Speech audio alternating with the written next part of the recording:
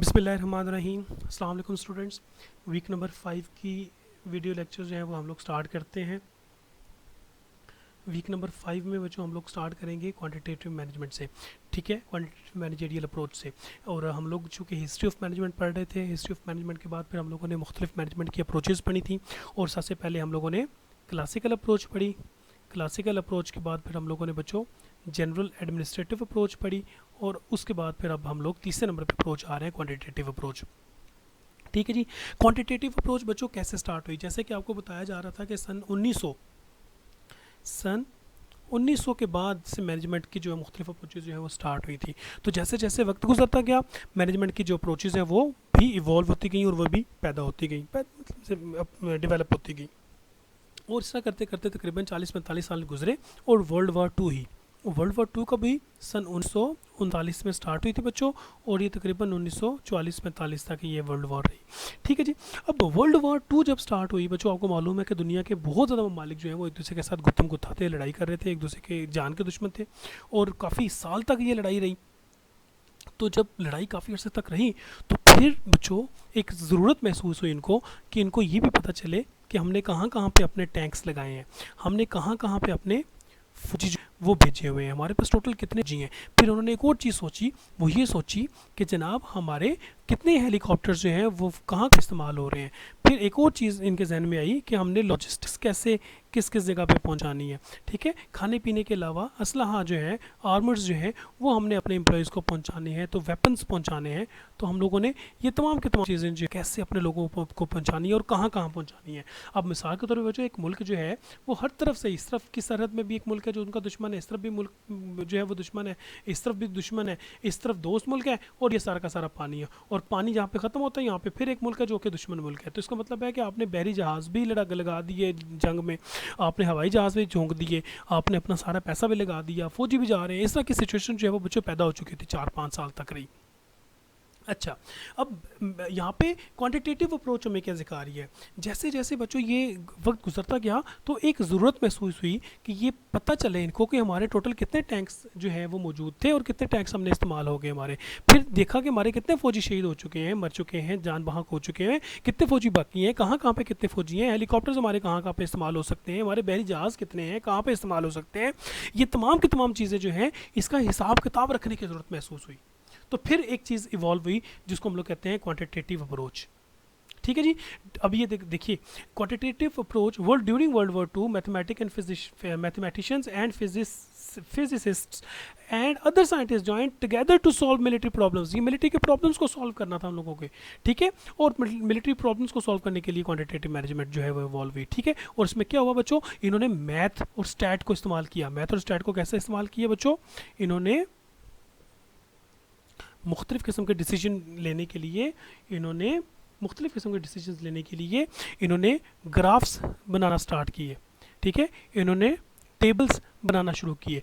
Tables के अलावा charts इस्तेमाल होने पड़े। ये चीज़ें मैं आपको बताता हूँ क्या होती हैं। ठीक है, उसके बाद मुख्तलिफ़ किस्म के मैथ और स्टैट के फार्मूलाज लगाए। ठीक है, रिग्रेशन, कोरिलेशन, मीन, मीडियन और प्रोबेबिलिटी और ना जाने कौन कौन से और फार्मूलाज जो हैं वो लगाने के बाद प्रेडिक्ट किया गया फ्यूचर को और डिसीजन मेकिंग की गई। ठीक हो गया जी। The quantitative management of theory focused on applying mathematical and statistical, ये देखिए जी, mathematical and statistical models and processes to management situations. ठीक हो गया। मैनेजमेंट की सिचुएशंस को इन्होंने मैथमेटिकल और स्टैटिस्टिकल मॉडल्स को हम लोगों ने अप्लाई करने की कोशिश की। और अभी भी आज के ज़माने में भी मुख्तलिफ़ किस्म की हम लोग मैनेजमेंट में रिसर्च कर रहे होते हैं बच्चों, और उस रिसर्च को फिर हम लोग स्टैट्स जो है उसकी मदद से, उस रिसर्च का जब हम कंक्लूजन निकाल रहे होते हैं तो हम लोग स्टैट्स को इस्तेमाल करते हैं। ठीक है, स्टैट्स का एक जो है वो टूल है जिसे हम कहते हैं SPSS। ये जो SPSS है ये स्टैट्स का फार्मूला का एक एप्लीकेशन है, और स्टैट वाली जो एप्लीकेशन और सॉफ्टवेयर है वो इस्तेमाल किया जाता है मैनेजरियल डिसीजंस के लिए आज भी। ठीक है जी। तो ये इस्तेमाल होने शुरू हो गए। तो फिर इसमें क्या हुआ बच्चों, ये वर्ल्ड वार टू में देखिएगा तो quantitative management approach evolved from mathematical and statistical solutions developed for military problems during World War II। World War II हम लोगों ने डिस्कस किया कब होती थी, कैसे कैसे रही। उसके बाद आगे एग्जांपल यहाँ पे क्या थी कि मुख्तलिफ़ किस्म के जो आर्मी के ऑफिसर्स थे, उन आर्मी के ऑफिसर्स ने फोर्ड मोटर ज्वाइन कर ली। अब फोर्ड मोटर बच्चों क्या चीज़ है? फोर्ड मोटर जो है वो बहुत सीनियर और बहुत पुरानी एक कंपनी है जो कार्स बनाया करती है, ठीक है। एक कंपनी है जिसका नाम है फोर्ड, और एक और कंपनी है जिसका नाम है जनरल मोटर। तो ये जो मोटर, जनरल मोटर्स और फोर्ड मोटर्स हैं, ये शुरू की कंपनीज हैं जो कार्स बनाया करती थी अमेरिका के अंदर, और दुनिया में ये one of the earliest car making companies थी। ठीक हो गया जी। इसको ज्वाइन कर लिया कब? मिड 40s में। मिड 40s का मतलब क्या हुआ? 1945 तक, या 1945 के बाद। तो 1945 तक क्यों? क्योंकि वर्ल्ड वॉर 2 खत्म हो चुकी थी। और फिर क्या हुआ? And immediately began using statistical model. उन्होंने क्या किया? फोर्ड मोटर के अंदर स्टैटिस्टिकल मॉडल्स यूज करने लग पड़े। कैसे इस्तेमाल करने लग पड़े? मैं आपको एग्जांपल देता हूँ। ऐसे इस्तेमाल करने लग पड़े बच्चों, मैं आपको एक टेबल बना के बताता हूँ। ये मिसाल के तौर पर मैं एक टेबल बना के आप लोगों को समझाता हूँ, ठीक है।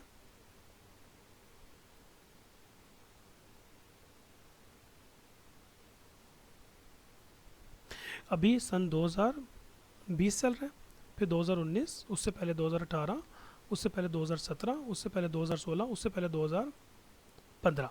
अब मिसाल के तौर पर फोर्ड मोटर एग्जांपल दे रहे हैं। फोर्ड मोटर या कोई मोटर की कंपनी है, फोर्ड की तकरीबन 30 कार सेल हुई थी 2015 में। 2016 में उनकी 36 कार सेल हुई, 2017 में उनकी 47 कार सेल हुई, 2018 में उनकी 59 कार सेल हुई, 2019 में उनकी तकरीबन 70 कार सेल हुई, ठीक है। और 2020 में ये जो पुराना डाटा है, इस डाटे का जो ट्रेंड है वो ये बता रहा है, और इस पुराने डाटा की बेस पे वो प्रिडिक्ट कर रहे हैं, अभी 2020 ख़त्म तो नहीं हुआ ना, तो वो प्रिडिक्ट कर रहे हैं कि दिसंबर 2020 तक हमारी तकरीबन 88 कार्स सेल हो जाएंगी। अब ये जो 88 कार सेल हो जाएंगी, ये इन्होंने प्रेडिक्ट कर दिया। किस बेस पे किया? इस टेबुलर, ये जो टेबल बनाना था ना, इस टेबुलर इंफॉर्मेशन की बेस पे। ठीक हो गया। अभी अगर आपको बच्चों याद हो, थोड़ा सा एक और इन्फॉर्मेशन आपको होगी कि हमारा एक T20 मैच हो रहा है पाकिस्तान का किसी टीम के साथ, और पाकिस्तान ने पहले 6 ओवर्स के अंदर 60 स्कोर बना लिए, ठीक है। 60 स्कोर बना लिए 6 ओवर्स के अंदर, ठीक है। अब 6 ओवर्स में अगर 60 स्कोर बना लिए, तो 6 ओवर के बाद एक टेबल हमारे सामने आता है, और हमें एक प्रिडिक्टर आता है हमारे सामने कि फर्स्ट 6 ओवर्स में 60 स्कोर है, तो 20 ओवर्स में पाकिस्तान जो है उसके 200 स्कोर हो जाएंगे, ठीक है जी। अब ये जो 200 स्कोर हो जाएंगे, ये क्या चीज़ है? ये प्रेडिक्ट किया। ये प्रेडिक्ट किस बेस पे किया? इस गिवन इन्फॉर्मेशन की बेस पे। इस इन्फॉर्मेशन को स्टैट्स के ऊपर हमने अप्लाई करने के बाद हमने फ्यूचर को प्रेडिक्ट कर लिया। इस इन्फॉर्मेशन को हम लोगों ने ट्रेंड को ऑब्जर्व किया, ऑब्जर्व करने के बाद हमने स्टैट और मैथ को अप्लाई करके फ्यूचर को प्रेडिक्ट कर लिया। बच्चों, इस किस्म के डिसीजंस जो हैं वो ऑर्गेनाइजेशंस के अंदर लेना शुरू हो गए थे। ठीक हो गया। जब ये हो गया तो उसके बाद एक और चीज़ आ गई, उसको हम लोग कहते हैं total quality management. Total quality management क्या कहती है? टोटल क्वालिटी मैनेजमेंट ये क्वांटिटेटिव मैनेजमेंट के अंदर एक एक्सटेंशन है, ठीक है। उसके अंदर एक इजाफा है। क्या है? Extensive and structured organisation management approach. Organisation management approach ये एक ऐसी अप्रोच है बच्चों जिसके ज़रिए हम लोग अपनी ऑर्गेनाइजेशन जो है उसको हम इम्प्रूव कर सकते हैं। उसके अंदर तुम टोटल क्वालिटी से मुराद सारी की सारी ऑर्गेनाइजेशन की जो क्वालिटी है हम लोग उस क्वालिटी को इम्प्रूव कर सकते हैं, ठीक है जी। इसको इवॉल्व जो है वो कब हुई? ये स्टार्ट कब हुआ? ये जो टोटल क्वालिटी मैनेजमेंट का सिस्टम है ये 1954 में जापान में स्टार्ट हुआ था, ठीक है जी। और इसकी काफ़ी सारी जो पॉइंट्स हैं वो हम लोग अभी डिस्कस करते हैं, वो बल्कि हम लोग ऐसा करते हैं ये जितने भी पॉइंट्स हैं वो हम लोग अगली क्लास में डिस्कस करते हैं। लेकिन मैं आपको इसके पॉइंट्स बता दूँ, ये इसके पॉइंट्स हैं। Focus on customer employee involvement, process centered integrated system, strategic and systematic approach, decision making based on facts, फिर कम्युनिकेशन और कंटिन्यूस इंप्रूवमेंट। ये तमाम की तमाम चीज़ें जो है वो बच्चे हम लोग अभी डिस्कस करेंगे अगली वीडियो में।